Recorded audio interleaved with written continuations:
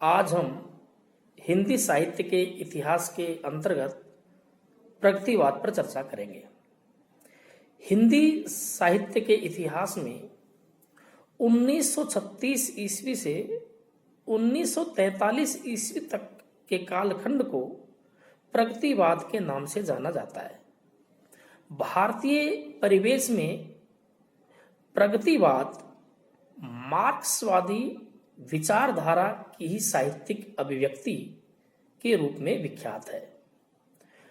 मार्क्सवादी विचारधारा और छायावादी कविता की रूढ़िग्रस्तता ने हिंदी की प्रगतिवादी कविता को जन्म दिया। औपचारिक रूप से प्रगतिवाद का जन्म 1936 में प्रगतिशील लेखक संघ की स्थापना के साथ हुआ। अप्रैल 1936 में प्रेमचंद की अध्यक्षता में इस संघ का पहला अधिवेशन लखनऊ में आयोजित हुआ। अपने अध्यक्षीय उद्बोधन में प्रेमचंद जी ने साहित्य के बदले हुए आदर्श को रेखांकित करते हुए कहा कि हमारी कसौटी पर वही साहित्य खरा उतरेगा जिसमें उच्च चिंतन हो, स्वाधीनता का भाव हो, सौंदर्य का सार हो, सृजन की आत्मा हो, जीवन की सच्चाइयों का प्रकाश हो, जो हम में गति और बेचैनी पैदा करे, सुलाए नहीं, क्योंकि अब ज्यादा सोना मृत्यु का लक्षण है। डॉक्टर रामविलास शर्मा जी के शब्दों में प्रगतिशील साहित्यिक आंदोलन मार्क्सवाद से प्रभावित रहा है।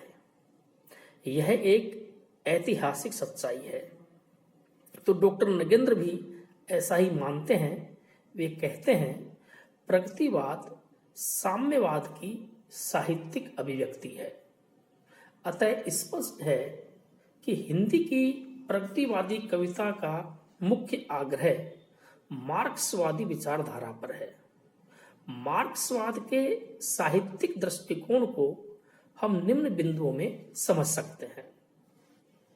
मार्क्सवाद भौतिकवादी दर्शन है, जो ठोस भौतिक यथार्थ को स्वीकार करता है और भाववाद, धर्म, अध्यात्म, परलोक आदि का निषेध करता है।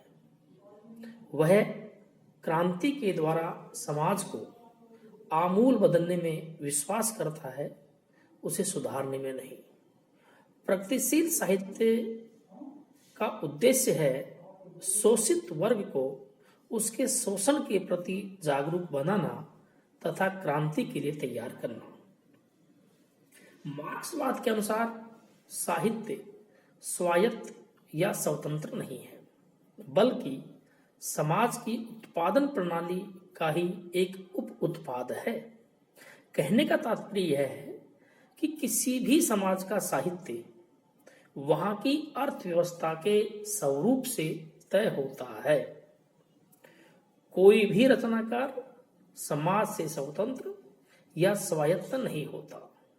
उसके साहित्यिक दायित्वों से ज्यादा बड़े उसके सामाजिक और मानवीय दायित्व होते हैं, और उन्हीं दायित्वों के तहत उसके लिए यह आवश्यक हो जाता है कि वह शोषित वर्ग को न्याय दिलाने की प्रक्रिया में सक्रिय रूप से सहायक हो। इसी प्रकार से मार्क्स प्रगतिवादी साहित्य में मुख्य महत्व वस्तु का होता है, कंटेंट्स का होता है, न कि रूप या फॉर्म का।